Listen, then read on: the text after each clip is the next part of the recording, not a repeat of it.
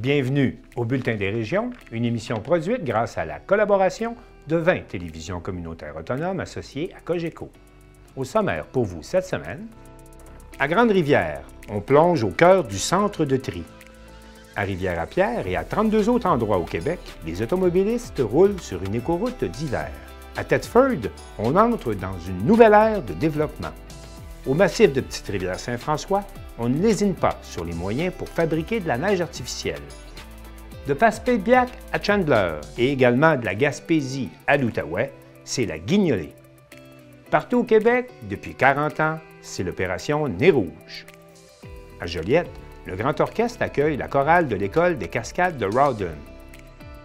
Mais pour commencer cette émission, on va aller rejoindre Marc Després de Télémétis qui nous présente la programmation de la 27e édition du Téléradioton de la ressource qui aura lieu le 21 janvier prochain à Rimouski et qui sera par la suite diffusée sur toutes les télévisions communautaires du Bas-Saint-Laurent et de la Gaspésie.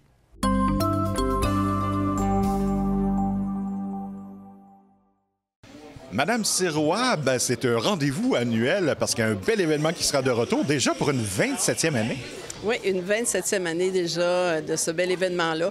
On est vraiment très heureux encore une fois, cette année, une belle brochette d'artistes, plein de beaux gens qui s'impliquent, donc on est vraiment très privilégiés. Et il faut dire que ce fameux Téléradioton de la ressource, là, c'est un événement, un incontournable, parce que bon, c'est important pour vous, oui, mais aussi c'est un bel événement en soi. Oui, c'est un bel événement. Ce qui est vraiment bien, je pense qu'en janvier, là, les gens sont habitués maintenant de voir arriver le Téléradioton de la ressource et tout ça. Oui, il y a tout le côté financement dont l'organisme a besoin pour venir en aide à ses membres, mais il y a aussi le fait qu'en janvier, si on veut, les personnes handicapées puissent être vues, puissent se faire entendre, qu'on puisse parler de leur quotidien, qu'on puisse démontrer aux gens à quel point ces gens-là sont tous égaux, on est tous pareils, puis qu'on doit vivre dans l'inclusion également. Donc, c'est, je vous dirais, quelque chose de plaisant. On a du fun, on a du plaisir à faire ça, on est avec des belles personnes, mais il y a aussi tout ce côté-là où on peut laisser la place puis laisser la parole aux personnes handicapées puis à leurs proches aussi. Et il faut dire que pour vous, pour votre organisme, c'est important parce que c'est quand même 326 000 $ qui a été ramassé l'année dernière. Oui, 326 000 $ qui a été amassé l'année dernière. Notre objectif de cette année est à 300 000 $ avec le conseil d'administration qui sont très réalistes et qui savent à quel point là, tout est difficile par les temps qui courent et tout ça, la récession et tout ça. Fait qu'on garde notre objectif à 300 000 $. Si on le dépasse, on est toujours très, très heureux de le dépasser parce que plus on en a, plus on peut en redonner, comme dirait un vieil adage, une vieille annonce publicitaire. Mais c'est vraiment ça qui arrive. Puis au fil des dernières années, on a été vraiment privilégiés, on a été vraiment chanceux.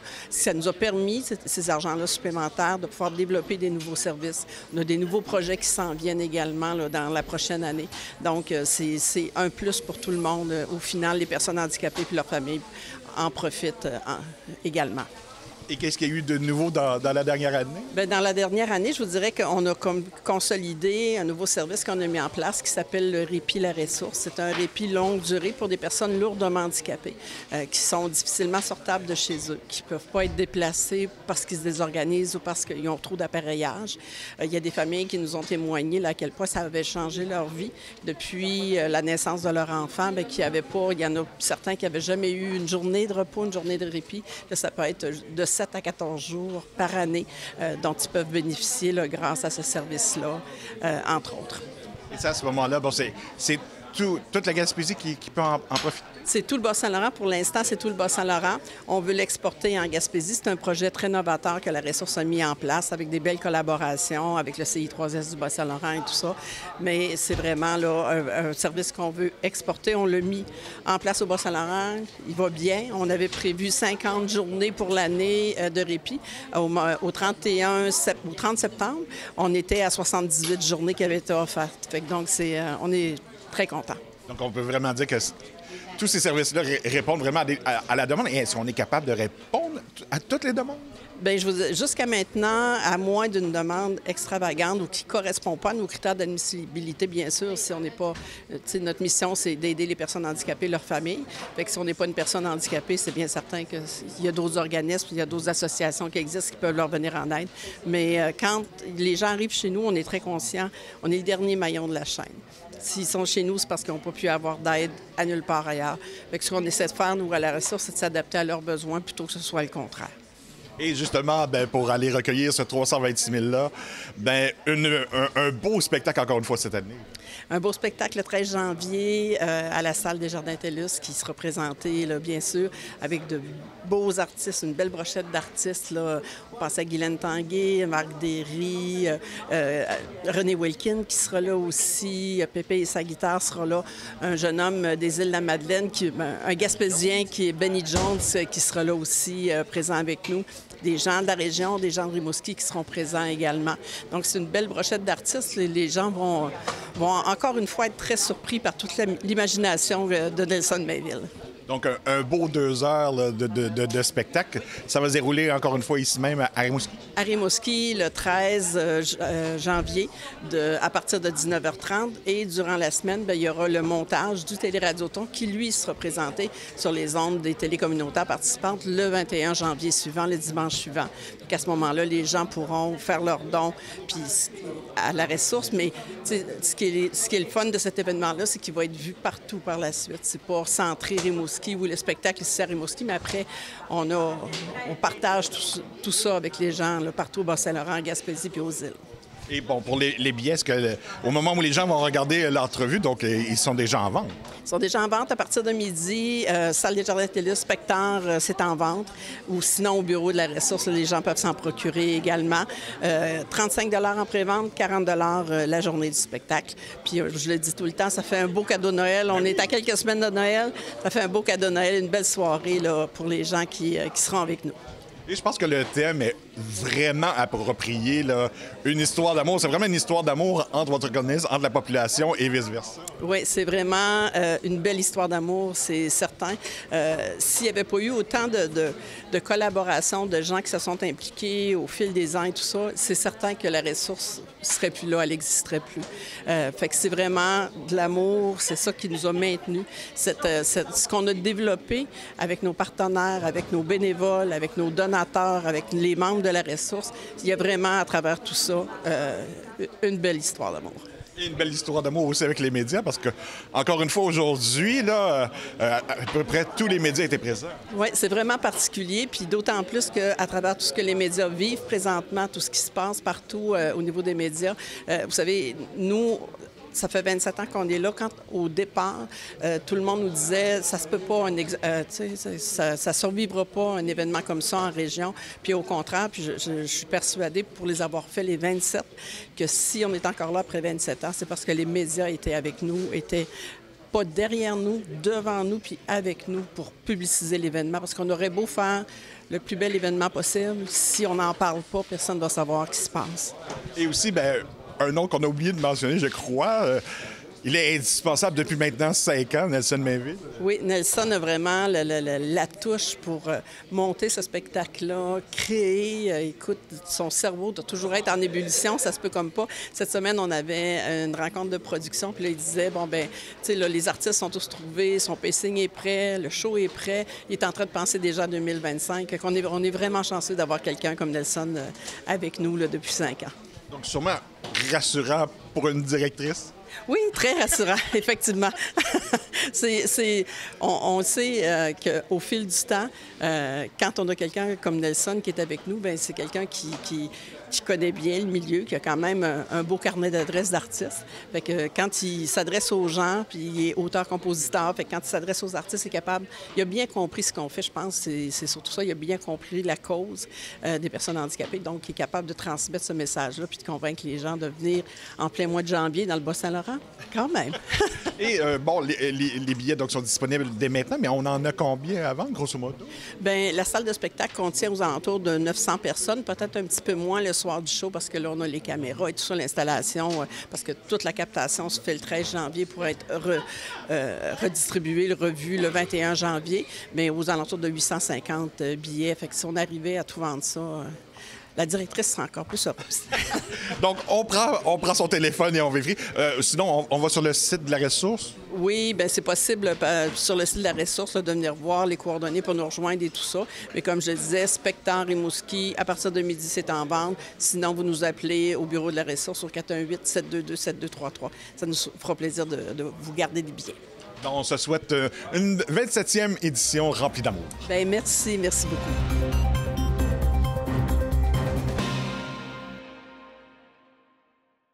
Jean-Denis Lapérière de la télévision du Rocher-Percé a visité le centre de tri de la Régie intermunicipale de traitement des matières résiduelles à Grande-Rivière et il nous rappelle l'importance de bien trier nos déchets à la source.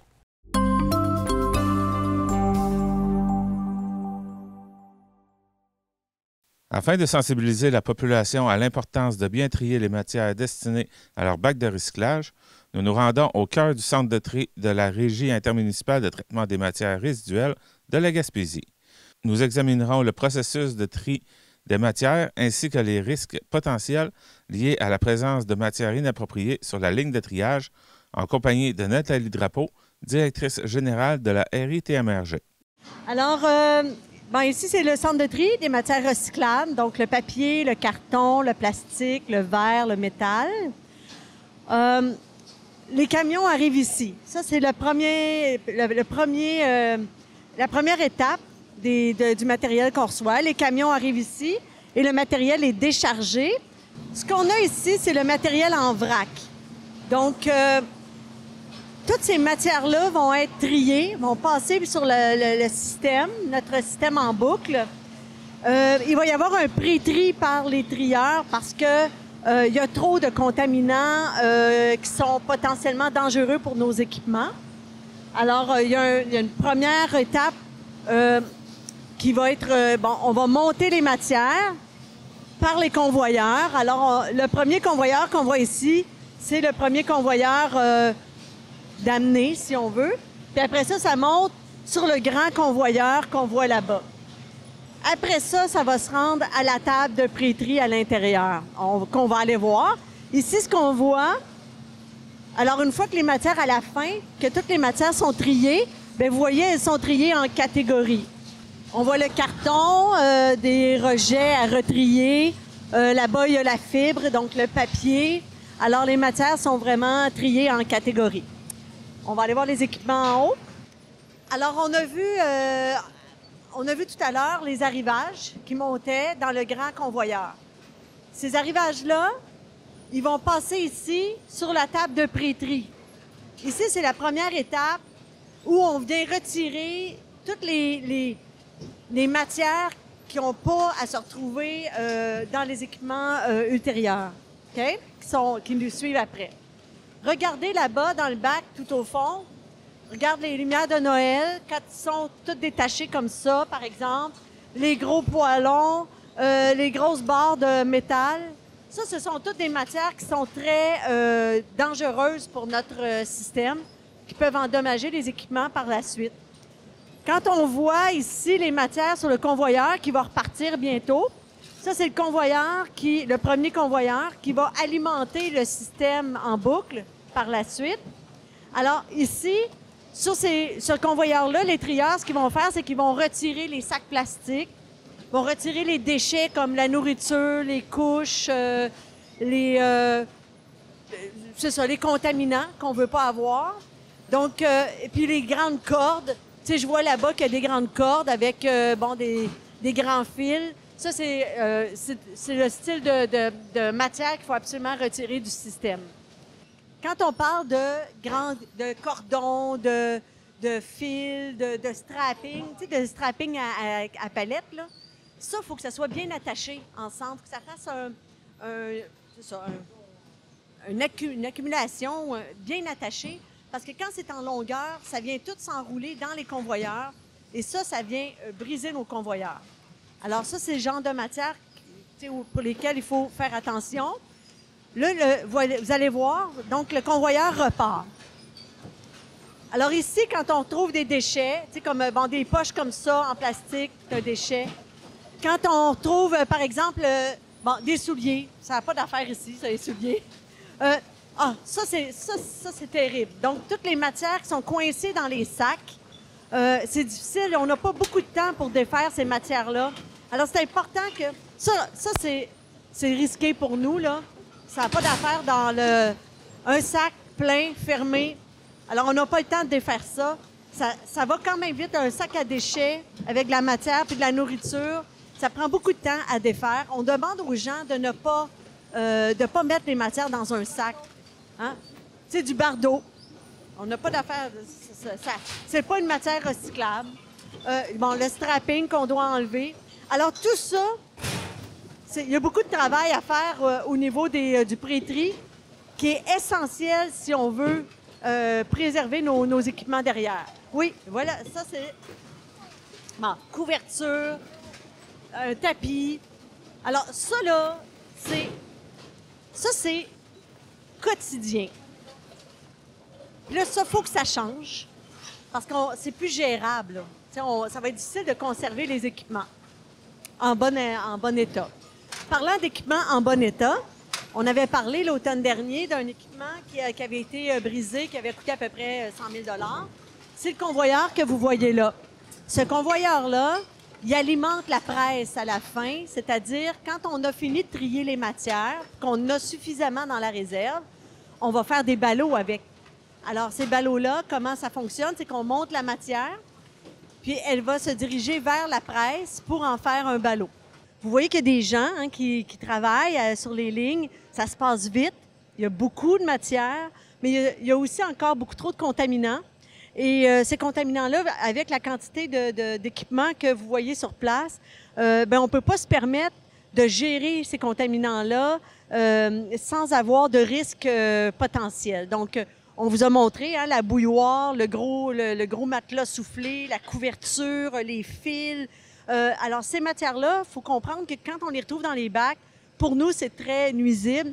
Et puis, c'est pour ça qu'on demande, en fait, la collaboration des citoyens. Je pense que si tout le monde comprend un petit peu plus comment ça fonctionne, le centre de tri, nous, on va être capable de produire des ballots de meilleure qualité, mais aussi de façon plus sécuritaire et plus économique éventuellement, parce qu'on va éviter des bris.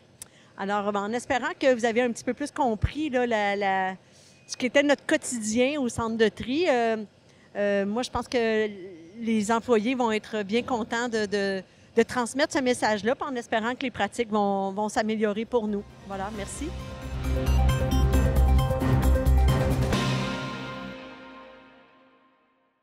J'accueille maintenant Geneviève Cyr, qui est la directrice générale de la télévision régionale des Appalaches. Geneviève, bonjour. Bonjour. Geneviève, s'il vous plaît, parlez-nous d'abord de votre télévision. Moi, je travaille pour la télévision communautaire de la région des Appalaches. Oui. En fait, c'est une télévision qui fête cette année ses 50 ans. Donc, 50 on existe depuis 1973. À la base, c'est une télévision qui avait été fondée surtout par les mouvements syndicalistes, donc comme un moyen de diffusion des revendications. OK. Donc, ça nous laisse des belles archives quand on fouille à l'intérieur de ça.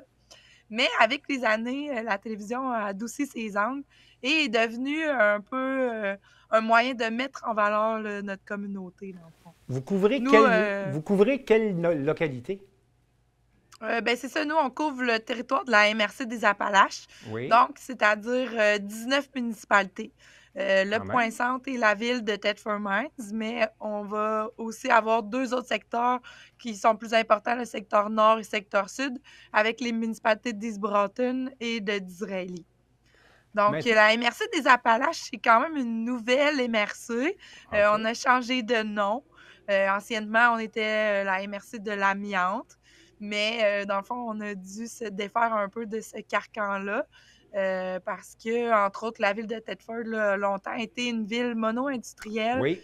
où il y avait l'exploitation de l'amiante. Mhm. Quand cette exploitation-là s'est terminée, on a dû, dans le fond, travailler fort et tout le monde ensemble pour diversifier, entre autres, notre économie. Donc, on est devenu une région où on retrouve beaucoup, beaucoup de petites et moyennes entreprises. C'est ce qui nous a permis là, de survivre. Il y a aussi beaucoup de travail qui a été fait là, pour être reconnu comme un pôle récréo-touristique. Bon, Donc, on est maintenant une ville plein air.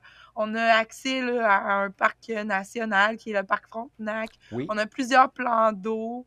C'est possible là, ici, en vivant là, dans notre région, d'aller travailler et 15 minutes après le travail, être sur les pistes de ski au Mont-Hatstock.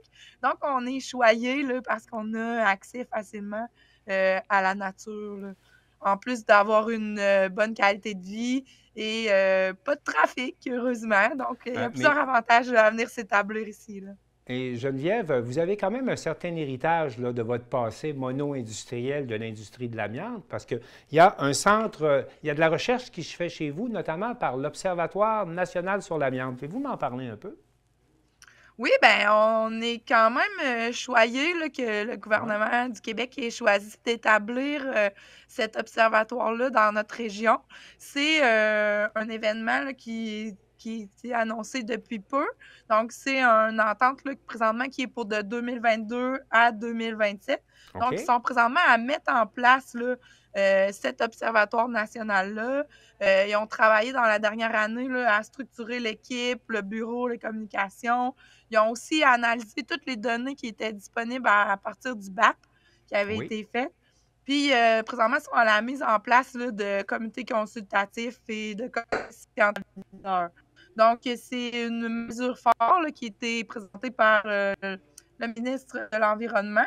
Puis son mandat premier là, est Oui, on vous écoute. d'évaluer les impacts de la présence et de la manipulation des résidus miniers sur la santé des populations, des travailleurs, ainsi que sur la qualité de vie là, des communautés, là.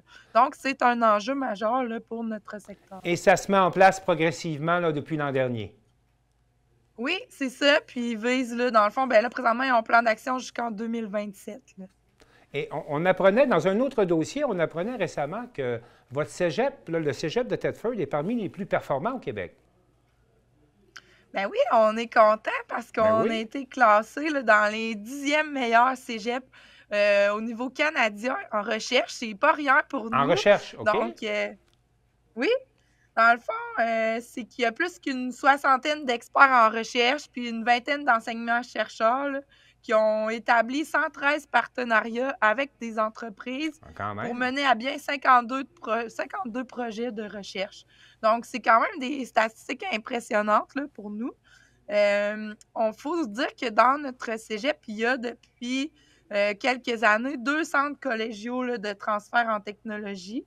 Donc, il y a Coalia, qui est un Oui. centre en technologie minérale et plasturgie. Puis, on a aussi la chance là, d'avoir Kimitech, qui, lui, fait plus des recherches au niveau de la chimie verte.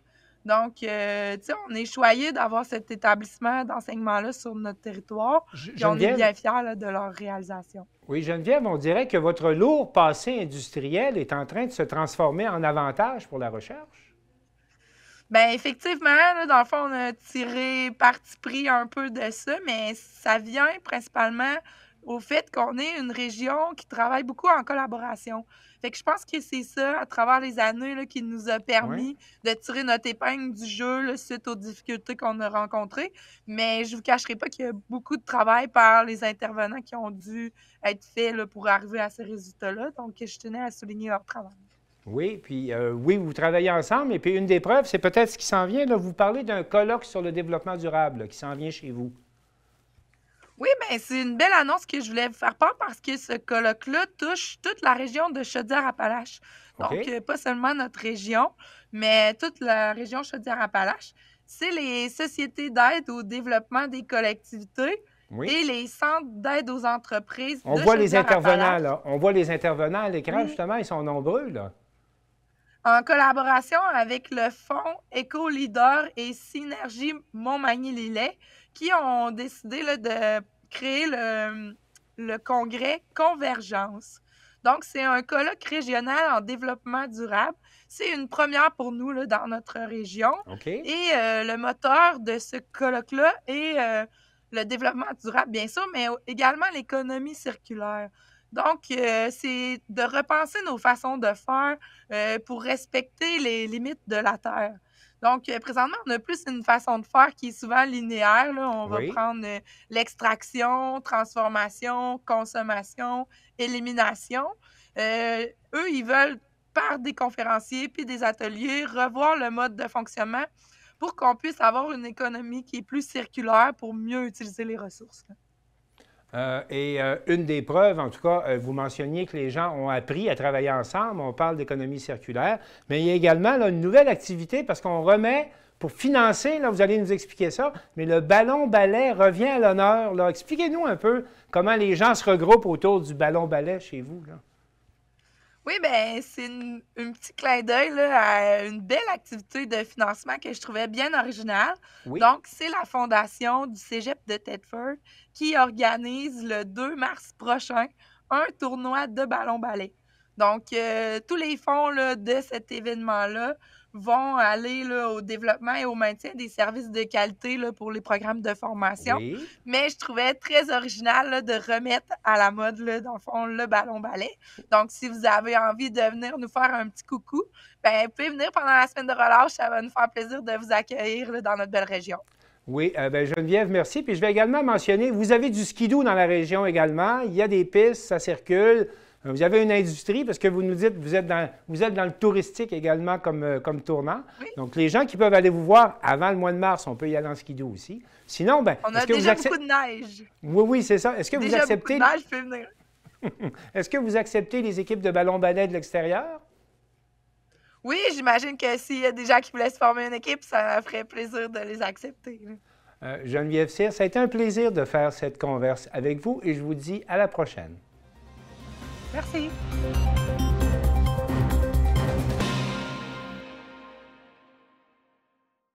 Le froid et la neige s'installent peu à peu au Québec et Charles Laviolette de CJSR nous apprend que le Québec compte 32 tronçons d'autoroutes d'hiver et surtout, il nous rappelle l'importance d'ajuster sa conduite aux conditions hivernales.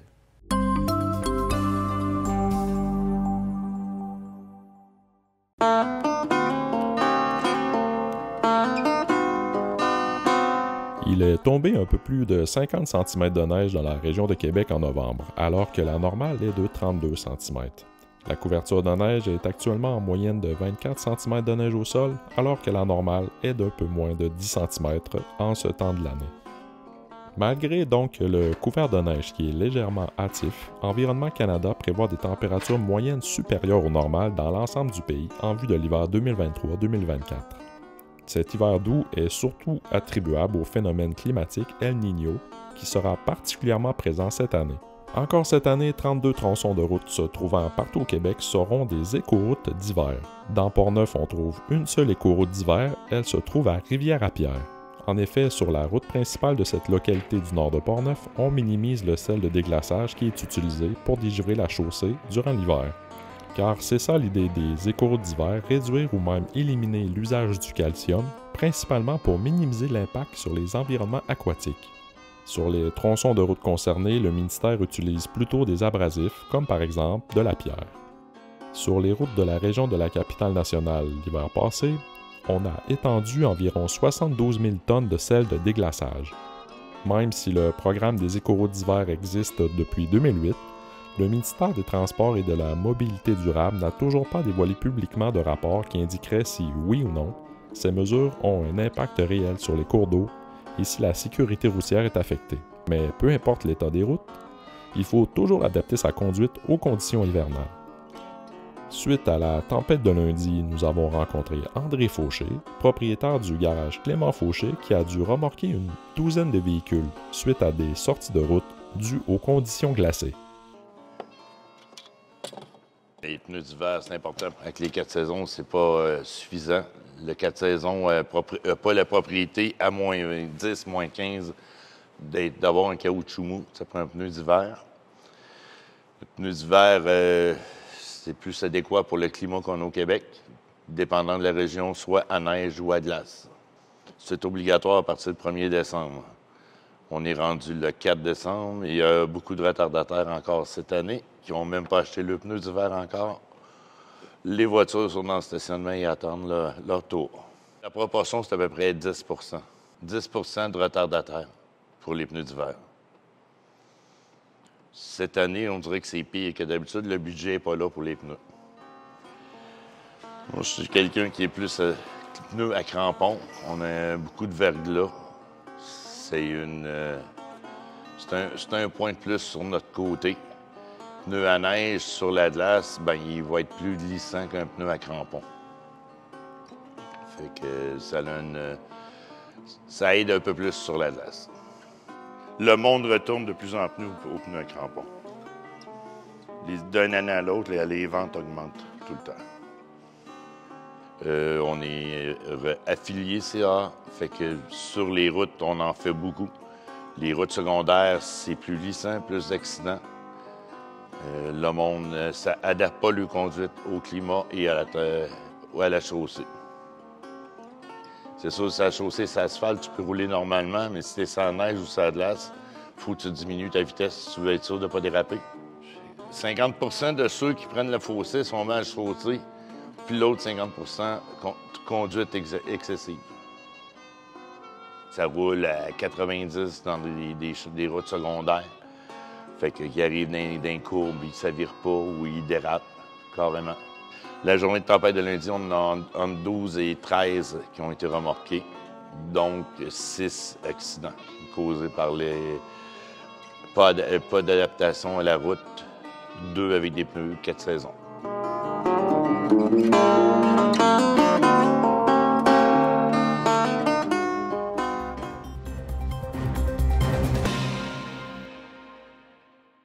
Les stations de ski du Québec investissent beaucoup d'argent et d'efforts pour garantir aux skieurs les meilleures conditions de glisse possibles à l'approche du temps des fêtes. Et Lydia Duchesne de TVCO s'est rendue au massif de Petite-Rivière-Saint-François pour comprendre comment on fabrique de la neige artificielle.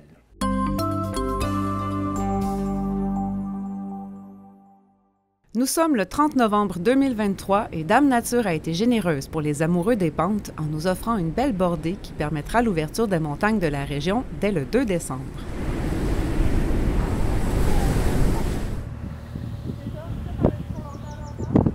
Bienvenue dans la piste Desjardins qui se situe dans le secteur Camboul du massif. Je vais vous expliquer quelque chose tout de suite. On se pose souvent la question, c'est quoi la différence entre un massif et une montagne? Alors, il y en a une. Un massif n'a pas de versant. Donc, on va souvent entendre parler d'un versant nord, un versant ouest, un versant sud. Bien, nous, ici, il n'y a pas de versant. On est un massif, donc il y a seulement un côté du massif qui est exploité, par contre, dans des secteurs différents. Donc là, on se situe dans le secteur Camboul. Okay. Le secteur Camboul, c'est toujours le secteur où on a la neige qui arrive le plus vite dans la saison. Et c'est au Camboul également qu'on a la neige qui quitte le plus tard dans la saison au printemps. Oh oui, moi, le cringué. Alors qu'une équipe s'affaire à démonter les systèmes d'enneigement de la piste Desjardins, Vincent Dufresne nous présente tout le travail effectué depuis le début des opérations il y a une quinzaine de jours. En début de saison comme ça, les premiers envois de neige artificielle qu'on fait, on fait exprès pour le garder vraiment plus mouillé un petit peu, pour créer une base qui permet justement au printemps d'avoir une base solide. On parle souvent, là, dans les conditions de glisse, on va parler de neige poudreuse sur une base ferme. Bien, justement, ce qu'on produit comme neige au début de saison, c'est la base ferme qu'on veut avoir le plus longtemps possible. Puis qu'on veut qu'au printemps, qu'on garde le ski le plus longtemps au fait. C'est aussi que le soleil, quand il va plomber dans la piste, ne vienne pas faire fondre. Donc la neige artificielle est beaucoup plus résistante au soleil que la neige naturelle. Puisque la météo est changeante et que la neige naturelle est toujours la bienvenue, l'équipe d'enneigement doit continuellement s'adapter aux variations de température. Notre équipe, il s'adapte justement à la température. Donc là, aujourd'hui, justement, là, on a une température qui est beaucoup plus douce.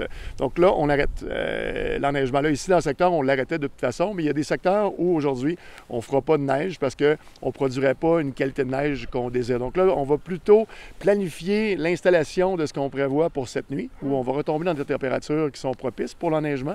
Et cette nuit, bien, on va déployer vraiment les secteurs, donc la petite rivière, le secteur brise-glace au niveau de proximité du Club Med. Donc, on veut vraiment donner l'accès le plus vite possible dans la saison jusqu'à la base de la montagne. Oh oui, moi, le cringué. quantité de neige, on la calcule en gallons par minute. On appelle ça des GPM là, dans les rapports et tout.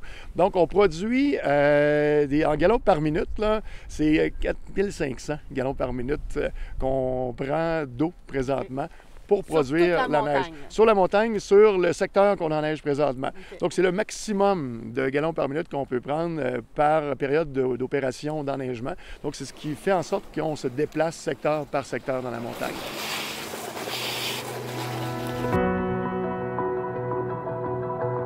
Pour fabriquer cette énorme quantité de neige artificielle, les stations de ski doivent s'approvisionner en eau et la distribuer partout sur la montagne.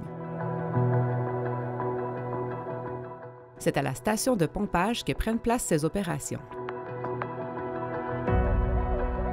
Là, on est dans la station de pompage principale du massif de Charlevoix. Donc, c'est ici vraiment là, que tout se passe au niveau de l'arrivée de l'eau.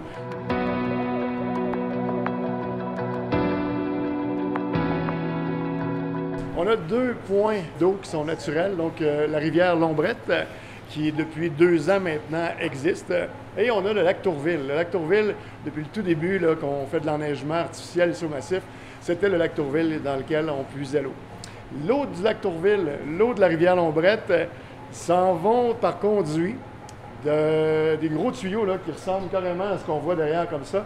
Donc, l'eau de la rivière et du lac s'en va de par ces conduites d'eau-là vers un réservoir. Le réservoir, on le voit le long du chemin du massif au sommet. Quand on passe, ça a l'air d'un gros beau lac, mais c'est le réservoir d'eau.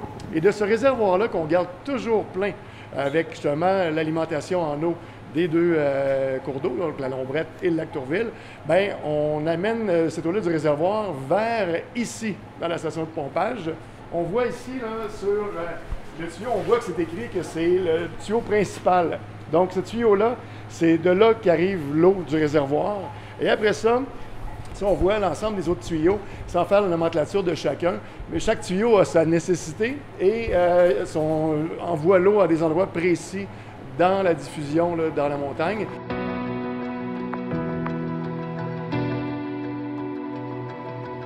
Au massif, 2 principes sont utilisés pour acheminer l'eau jusqu'aux perches d'enneigement, par voie gravitaire et par voie de compression.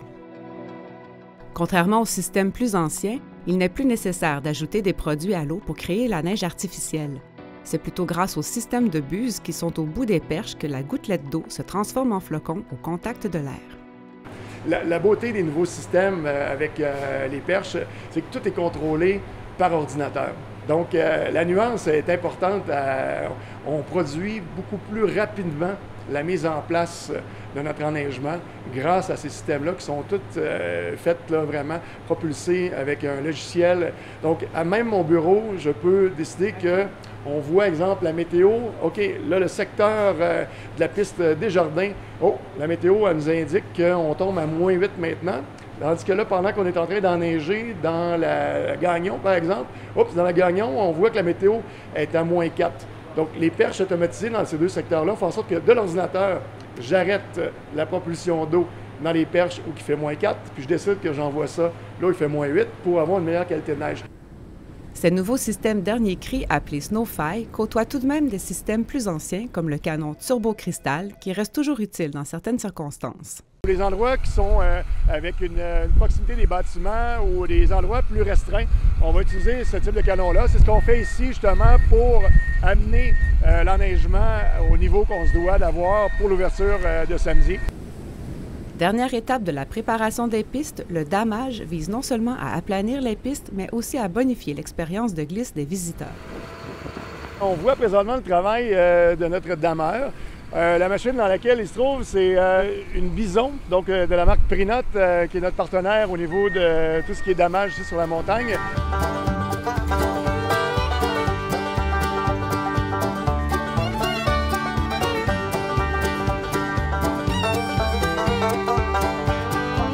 On voit derrière, il y a justement un treuil qui sert à damer les pistes quand on est dans des pentes qui sont vraiment abruptes.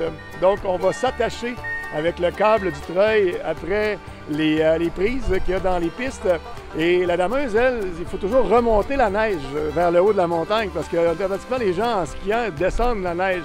Donc, ça prend le treuil pour aider la machine à se tirer et on pousse la neige vers le haut. on repasse ce qu'on appelle la fraise. Donc ça, c'est les couteaux qui font le beau corps du roi qu'on voit derrière.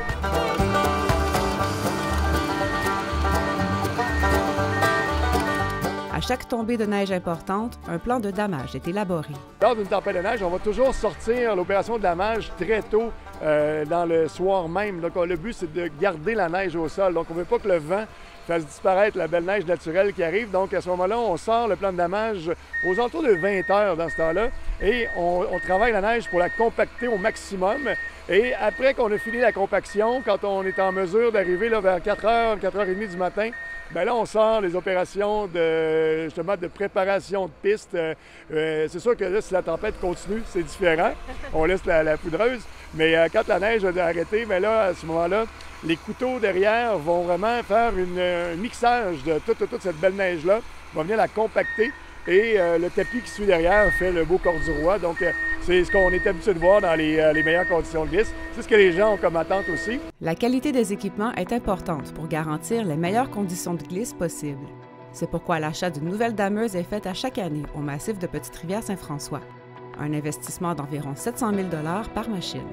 On travaille pour 2026, donc c'est dans 2 ans, pour être, en collaboration avec Prinote, la première montagne qui va avoir une dameuse, mais à carburant hydrogène. Donc, ça serait vraiment une machine qui fonctionnerait qu'à l'hydrogène, aucune émission de carburant, gaz à effet de serre et tout. Alors, pour nous, c'est ça on vise, d'arriver avec l'électrification de nos systèmes et l'utilisation d'hydrogène également. Cette année, c'est plus de 500 employés qui sont en poste pour assurer les opérations de la montagne. La plus grosse équipe de l'histoire du massif. À cela s'ajoute une centaine de bénévoles qui viennent prêter main forte.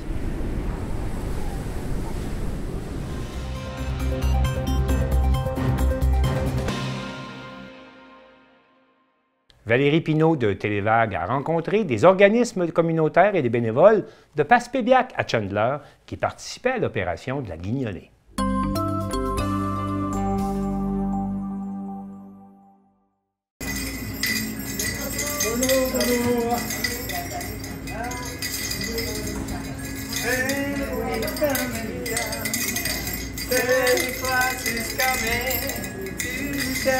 Les collectifs alimentaires, ça fait quand même plusieurs années qu'ils s'impliquent parce qu'au fond, on s'est toujours impliqué pour remplir les formulaires des paniers pour les gens, puis tout ça, étant donné qu'on est l'organisme qui lutte à la sécurité alimentaire et répondre à ces besoins primaires-là au niveau des populations en situation de pauvreté. On aime ça, à chaque année on aide, puis du monde est très généreux. On essaie d'arrêter les camionneurs en passant, on va profiter qu'ils passent, puis ouais, ils sont très généreux. Ça se passe très bien.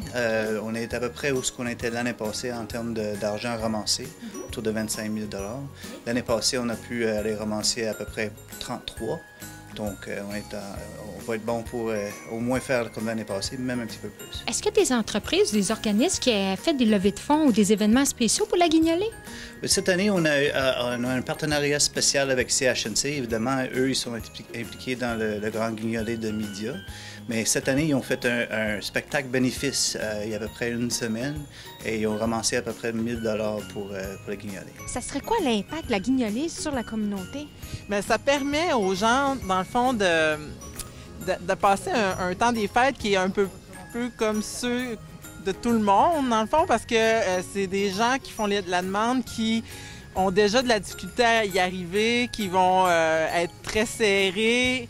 Puis quand tu es témoin de tout le monde autour qui est capable de donner, qui est capable de passer un temps des fêtes bien entouré, et puis là, ça devient comme une difficulté pour plusieurs de recevoir de la famille ou d'avoir un petit quelque chose à donner à ceux qui aiment parce qu'ils sont occupés à couvrir leurs besoins primaires alimentaires. Fait que là, ça vient permettre qu'on donne cet argent-là pour qu'on puisse se payer un beau repas du temps des fêtes, avoir de quoi se nourrir et puis peut-être avoir quelques sous pour avoir un temps des fêtes qui est décent. Ça fait 23 ans que le Carrefour Jeunesse, le CJA Option Emploi, dans le fond, est impliqué à titre de collaborateur avec le Centre d'action bénévole Gascon-Percé. Pourquoi impliquer les jeunes? Bien, je pense que c'est de démontrer aussi la valeur du bénévolat. Je pense que une communauté ne peut pas survivre sans ses bénévoles, sans bénévoles. Il y a aussi tout l'aspect de faire la démonstration qu'il y a des actions qui sont prises dans notre communauté pour aider les gens les plus démunis de notre communauté, de notre secteur en fait. Puis peut-être aussi donner un petit coup de pied dans le derrière pour savoir pour se dire, ben oui, il faut que je prenne ma vie en main, puis si je veux pas éventuellement aussi me retrouver dans cette situation-là où je vais devoir peut-être demander de l'aide à ce niveau-là. Donc, il y a plein d'objectifs reliés à ça. En fait, on espère, à travers toutes ces années-là de collaboration, que ça a porté fruit, mais on le sait que ça a porté fruit. Est-ce que c'est ta première expérience à la Guignolée? Oui. Pourquoi tu veux t'impliquer? Pour aider ma communauté, pour aider les gens le plus dans le besoin. Je trouve que c'est une bonne cause. Les gens sont-ils généreux? Oui, ils sont très généreux. On a reçu un bon montant de dons. Ça commence à être lourd. Oui. Est-ce que tu aurais un message à lancer pour les gens pour la Guignolée ou le temps des fêtes? Tout le monde passe un bon temps des fêtes, puis soyez généreux. Aujourd'hui, c'est la Guignolée. Mais si vous n'avez pas eu la chance de donner, vous pouvez toujours vous rendre au Centre d'action bénévole Gascon-Percé pour donner généreusement. On sait que l'insécurité alimentaire on vit un moment assez sérieux à ce niveau-là. Donc, c'est pas seulement à Noël, mais c'est aussi à l'année. Est-ce que c'est ta première expérience à la Guignolée? Oui, c'est ma première expérience. Comment tu trouves ça? Je trouve ça super hot. Les gens, sont-ils généreux? Ah, super. Ils ont donné des 20, des 10. Moi, je m'appelle Mélanie Gagnon, je suis bénévole partout. Et qu'avec le sourire que j'ai, c'est dur de ne pas m'en donner. Hein? Fait que le monde m'en donne. La canne est quasiment à peine. Les dons en ligne, ça va jusqu'au 13 décembre. Et évidemment, on peut faire ça en ligne avec le code QR qui se trouve sur la page Facebook à CASA, Family Ties, le collectif et le CAD. Le Père Noël.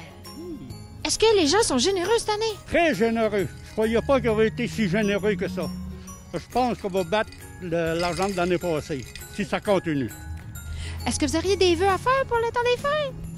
Les vœux que tout le monde soit en bonne santé.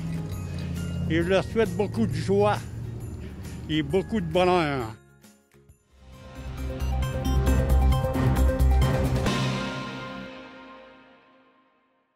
C'est l'opération Nez Rouge un peu partout au Québec en ce moment. Et Natacha Marleau de C'est sur la télé s'est rendue au centre de commandement de l'opération Nez Rouge pour la région de Vaudreuil-Dorion.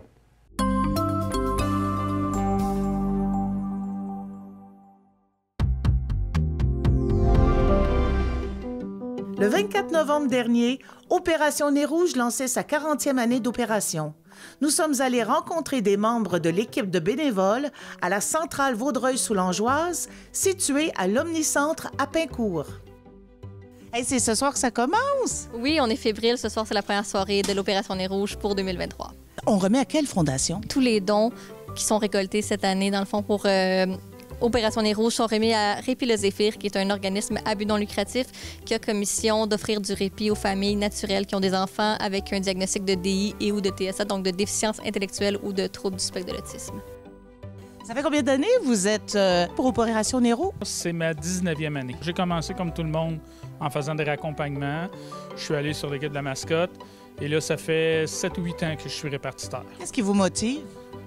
Bien, de faire la différence, puis, tu sais, de me dire que s'il y a du monde qui peuvent se rendre chez eux, tu sais, en sécurité. Puis, la gang ici, c'est comme une famille, fait qu'on a du fun. D'ailleurs, je pars de Saint-Hubert pour m'en venir ici, parce que c'est ici que j'ai commencé.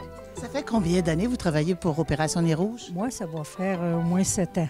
Fait que vous vous occupez de l'alimentation? Oui. Moi, je fais de la soupe maison. Ouh! Là, c'est la bœuf et orge ce soir. Mais moi, je la fais. Moi, c'est ma façon de donner. Qu'est-ce qui te motive? Le social après la pandémie, je pense. Mais là, Nez Rouge doit commencer à être connu. Oui, quand même. Tu sais, là, J'espère. 40 ans, j'espère. Ça fait combien de temps que tu travailles ici? J'ai commencé ma première année, je crois, c'était en 2019.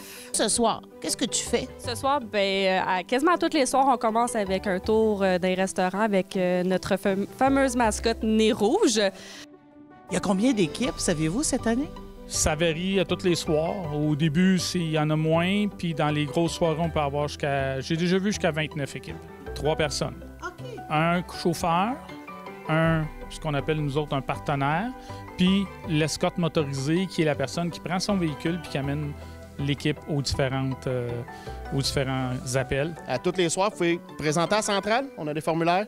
Le site opérationnesrouges.com. Et vous choisissez votre région, devenez bénévole, puis on prend tout le monde. Comment on fait si on veut vous contacter? On peut passer par l'application d'Opération Nez Rouge. On peut utiliser le numéro de téléphone qui est le 450-424-4011. On est en fonction tous les vendredis et samedis jusqu'au 31 décembre et on va aussi être en fonction le jeudi 21 décembre et le dimanche 31 décembre. Hey, salut la gang. Merci d'être là cette année encore. On va repartir encore sur la route ce soir. On a 2 demandes de party. Donc, ce soir, un peu comme d'habitude, promotion de Nez Rouge. On fait attention.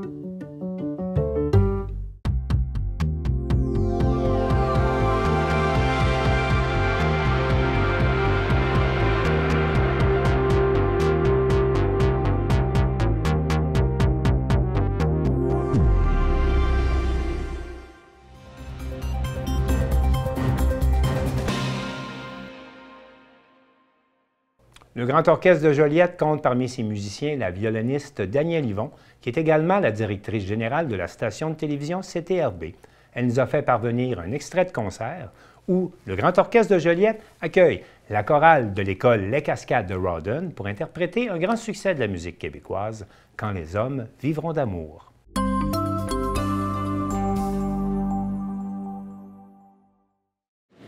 Je vous demanderai le même tonnerre d'applaudissements tout à l'heure pour accueillir la chorale des Cascades. On peut les applaudir.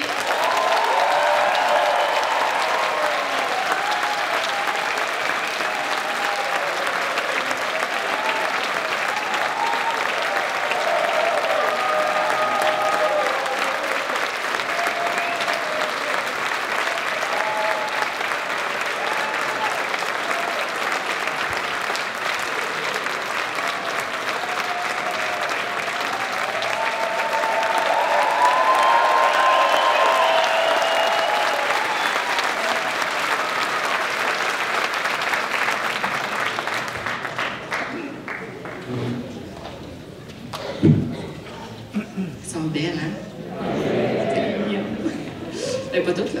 Ben oui, mais... Donc, encore là, on a usé un peu d'imagination pour pousser le concept de Noël un peu plus loin. Puis, pour la première pièce, c'est « Quand les hommes vivront d'amour ». Puis, je leur ai posé la question. C'est elles-mêmes qui vont l'introduire. Donc, on vous présente notre version à nous de « Quand les hommes vivront d'amour ». Si on arrête la guerre, il y aura plus d'harmonie et plus de passion dans le monde. Ce serait plus simple si tout le monde vivrait d'amour. La famille, c'est important de le célébrer en famille. Tu sais, les cadeaux, il y a beaucoup d'enfants que pour eux, c'est tout ce qui compte à Noël, sauf qu'en vrai, tout ce qui compte, c'est la famille.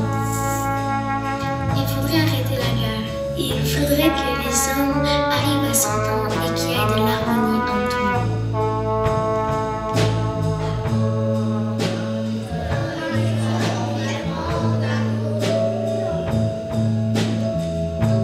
Il n'y aura plus de misère. Les soldats seront trop à nous. Mais nous serons morts, mon frère.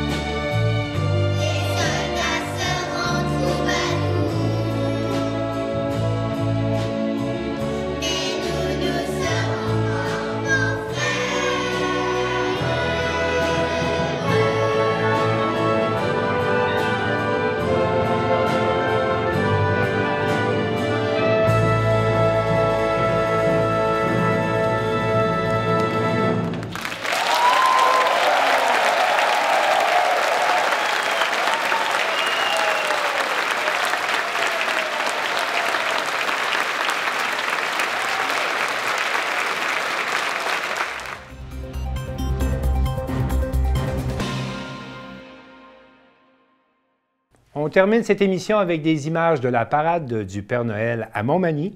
Et j'en profite pour vous souhaiter, au nom de toutes les télévisions communautaires qui participent à la réalisation de ce bulletin des régions, de joyeuses fêtes. On se retrouve en janvier.